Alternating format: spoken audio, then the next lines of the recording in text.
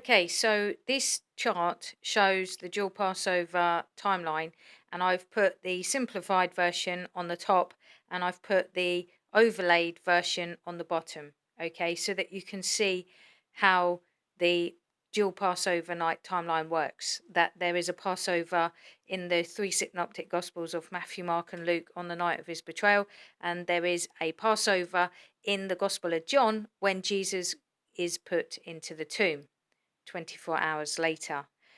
So the Passover in the Gospel of John is the true count for 3 days and 3 nights once Jesus is put into the tomb. However, this timeline shows that because of the three solar eclipses during the time, obviously, of the night of his betrayal and obviously when he's flogged, mocked, and crucified, this time period here, which I'll just zoom in and show you, that is the sign of Jonah.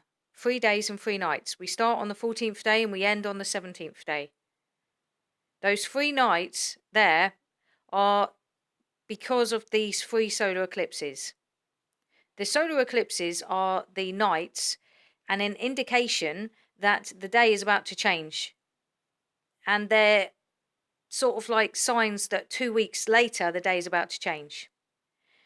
So that's why it's possible to know that obviously in March 2015, and that was the 20th of March, that the solar eclipse happened. And 2 weeks after that, on the 4th of April, the day changes into the 15th day.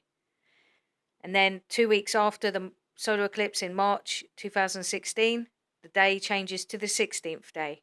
And then 2 weeks after the solar eclipse in August is when the day changes into the 17th day in September.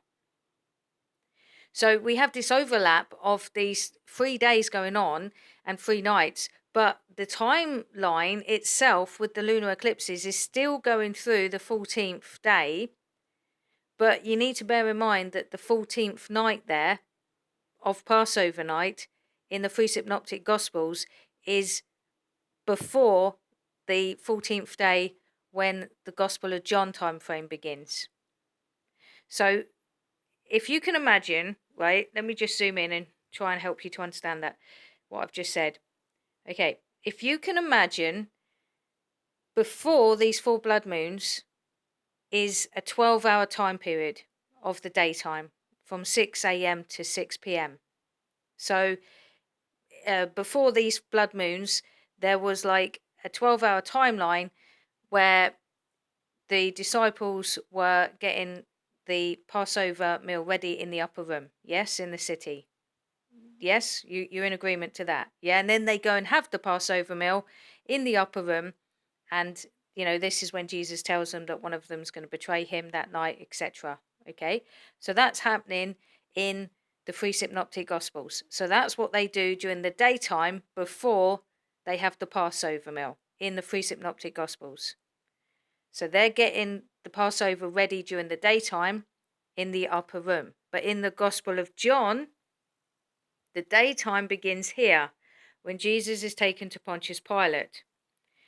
So this day is the 14th day in the Gospel of John.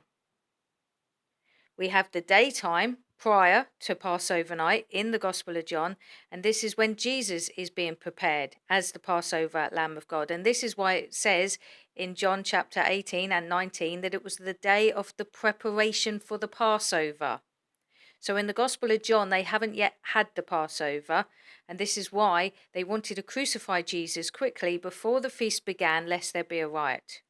And in John chapter 18, verse 28, it says that the Jews didn't even want to enter into the Gentile area of Pontius Pilate, lest they be defiled, because they wanted to eat the Passover later on that day. So they hadn't eaten it in the Gospel of John because they were yet to have it later on that day at 6 p.m. And that's when the first day of the Feast of Unleavened Bread begins, on the evening of the 14th day. And that's when Passover begins.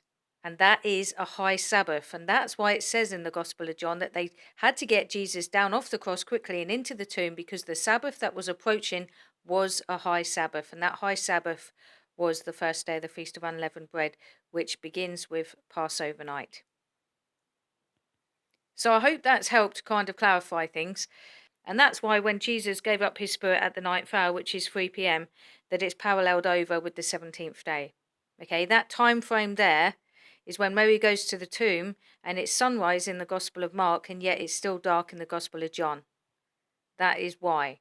Okay, and that time period there that you see with the morning and the night happening at the same time is what we've got here at the end on this morning twilight. So it's going to get dark between the 6th and the ninth hours, just like it did when Jesus was on the cross.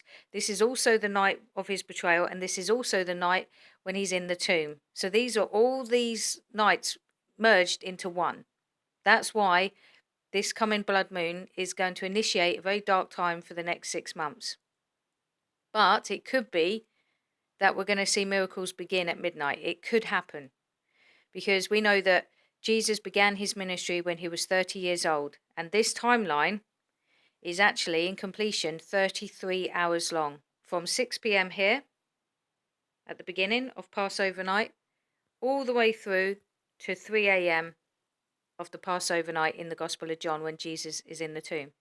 So that's 33 hours. And Jesus obviously gave up his spirit when he was 33 years old.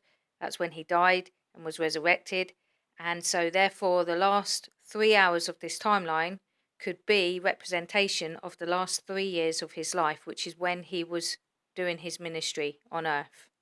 So this is why we could see these last 3 hours bring forth 6 months of ministry, because obviously when Judas arrived at the garden at midnight with soldiers, as I've already said in my previous video, when Jesus said, I am, meaning Yahweh, which is the name of the Father, when they asked who was Jesus of Nazareth, when Jesus responded with, I am, they fell backwards. So the name brought forth the glory.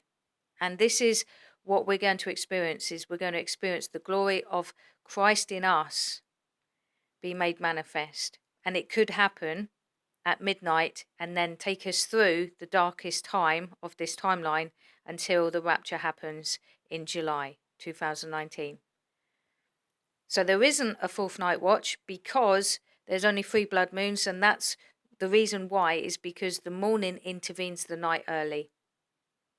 So this is why we've got this amazing kind of shortening of time, but this amazing deliverance that comes in the night as well as it be in the morning, just like it was in the first Exodus.